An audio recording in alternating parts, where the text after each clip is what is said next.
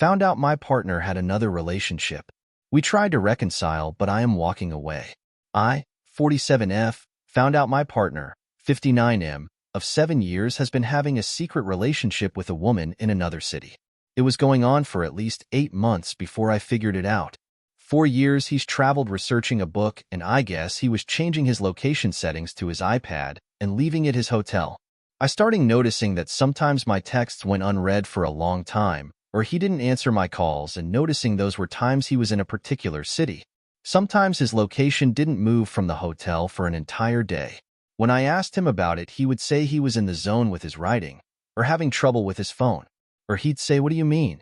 I did reply. Or he would say that he didn't want to bother me because he knew that I was busy even though I was the one calling and texting. He would get annoyed with me for nagging and say he said he doesn't do that to me. When I asked him what exactly he was researching in that city, he would say, "You would be so bored," and I was like, "Try me," but he would still somehow not answer, and he's really good at changing the topic. I felt really secure in our relationship, so it took me a long time to put it all together. We don't live together. It sounds weird to other people, but we each have complex lives, and this arrangement works for us. We live a short flight apart and see each other every couple weeks. I don't visit him as often as he visits me because I have to go to work Monday to Friday while he is a writer and makes his own schedule. Anyway, a couple months ago he went to that other city again and I watched his dot. I know now he either forgot to spoof his location or brought the wrong device. I noticed he was at a house in a residential area near the hotel he was normally at. He was there all afternoon and evening. Didn't answer my calls or texts. I took a photo of his location and looked up the address. I found her instantly. They are connected on social media. He's got a lot of followers and doesn't follow many people, but he follows her. I still didn't really know, but then I saw her Goodreads page, and last year she read the same books he read. Then I looked at our calendar and our texting and call history during all the times he had been in that city. I made a list of 6 trips where I thought something happened. He was scheduled to visit me and my extended family for Thanksgiving, and I debated what to do. When he arrived, I didn't confront him, but asked, "Is there anything you want to tell me?" And over a couple days kept steering our convo to relationship talk. Nope, nothing. He was loving and his normal self. I was careful not to say, "I think you're having an affair," because he flips out when he is accused of things he didn't do. I didn't have any solid evidence, just hunches and associations, so I wanted to make a safe space for him to tell me, so there wouldn't be a nasty blow-up. I thought we could work calmly together on what to do next. I guess I'm a chicken. I ran out of ways to ask him, but did ask him if he was still happy with our long-distance arrangement. He was going to move in with me this year after his last kid goes to college. "Yup, things are great," he said. I took him to the airport to catch his flight home, except he didn't fly home. He flew to her city again without saying he was going to. His location stopped updating in the pickup area of the airport. 10 minutes later, I called him, then again 30 minutes later and 45 minutes later. The third time the call was canceled immediately. I texted him, "I know what you're doing," but the text was not delivered. The next morning I sent the other woman a short email. "Hi, I am so-and-so's partner. He left here yesterday and turned off his location when he landed. Is he with you?" A couple HRS go by. My text, "I know what you're doing," went through but shows unread. I fell into in a horrible state. It hit me for the first time that this is real. He really is having an affair. I had a panic attack where I lost circulation in my hands and had trouble breathing. I was on and off again like that for 2 days. All that physical panic has mostly faded, thank God, but I still get the shakes when I'm writing about it, and I'm still having real trouble sleeping. I'm trying to get on the calendar of a therapist because I know I need help to work through this. I stopped sharing my location with him and removed him from Find My. It really bothered me that I didn't know exactly what happened. I feel like my sense of reality is messed up. I wanted to hear him tell me the story so I could stop trying to figure out what happened when. So I kept calling. On day 3 he answered. He was back at home, and the first part of our call was him being furious with me for contacting her. Said I violated her privacy. He asked why didn't I talk to him first? I said that I tried to. I asked him to tell me what was going on and tell what is his relationship with this woman. He wouldn't tell me. He was angry. He said, "No. You tell me what you know first." Then he started to trickle out the truth. He wouldn't tell me anything that I didn't ask specifically about, so I went through my list of dates. It took a long time and he was pissed and kept calling it an interrogation, but he didn't hang up on me. It was 2 hours of talking before he said sorry for hurting me, but that was because I asked him to say he was sorry. It did not feel like a real apology because he spent most of the call telling me how he had to cheat because I neglected him and he was unhappy. It was like, sorry I hurt you, but you have to understand my reasons, etc. He said the other woman showed him my email while he was at her house, and it was a blow-up, but he stayed there with her for the next 2 days to talk it out. He said she forgives him. He told me the other woman knew that he was not available as a partner, and she knew there was someone else but just didn't know the details.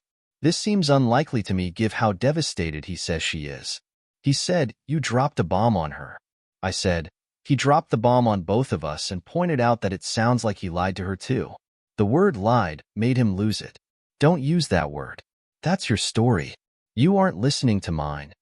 I've been a fool and I feel dumb saying this, but we've been trying to reconcile on the phone for a month. I told him my sense of reality is messed up after all this, and I'm trying to square what really happened so I can make sense of it and hopefully heal. At first I wanted to get his story out, but then I realized I wanted to stick around until he showed some remorse. Then I thought, this is a wake-up call to our relationship, but maybe we can still make this work. Believe me, I'm looking hard at how I could think that and why I would do this to myself. It took a long time, 2 weeks, to get the details since he can't seem to remember their chronology or anything they did together. The only way he will talk about a rendezvous is if I go through my calendar and our text history to find times he lied to me and ask him a question about that specific time. I have gotten him to tell me about 10 rendezvous, and when I asked him if there are more, he says, I don't think so. Again, it's incredible how forgetful he is about the details. Several times he flew her to meet him somewhere, once in Europe, and he spoofed his location so I would think he was at home. He has a second phone with a number I didn't know about. When I expressed amazement at some of the trips, he said all their travel was spontaneous and last minute. He gets frustrated with my insisting on him talking about his affair and says, when can we move on and get to the real issue, which to him is his unhappiness and my supposed neglect of him that led to him doing it. He said that he sought out a friendship with another woman because was lonely. He said the friendship crossed over to romance, and he didn't know how to stop it.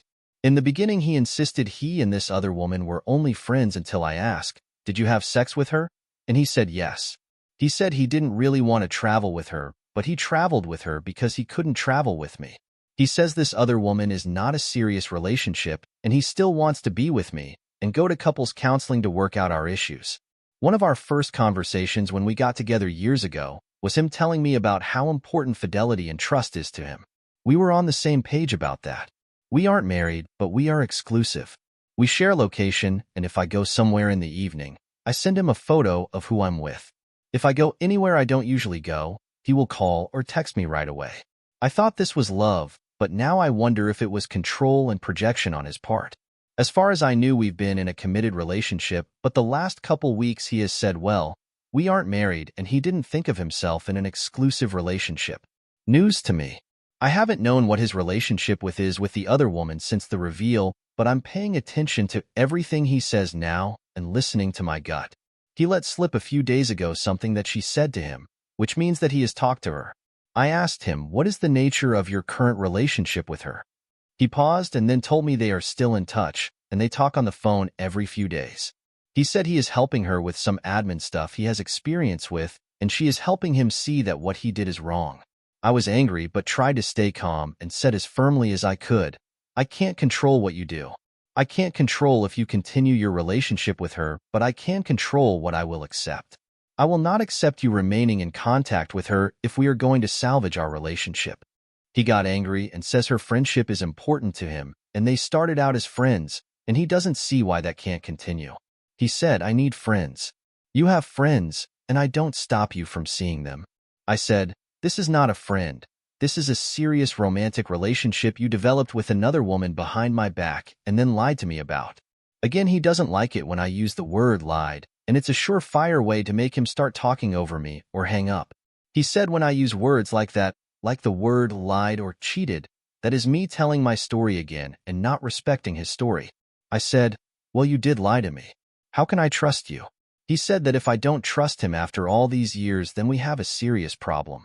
I reminded him that he blew up all our trust when he cheated on me, and we have to work together to build it back up again. I said end it with her or end it with me. You can't have both. We argued, and he hung up. 2 hours later he called me and said he talked to her, and she has agreed to step back while we work things out. I didn't say anything, but the wording of that really struck me. She agreed to step back, not him.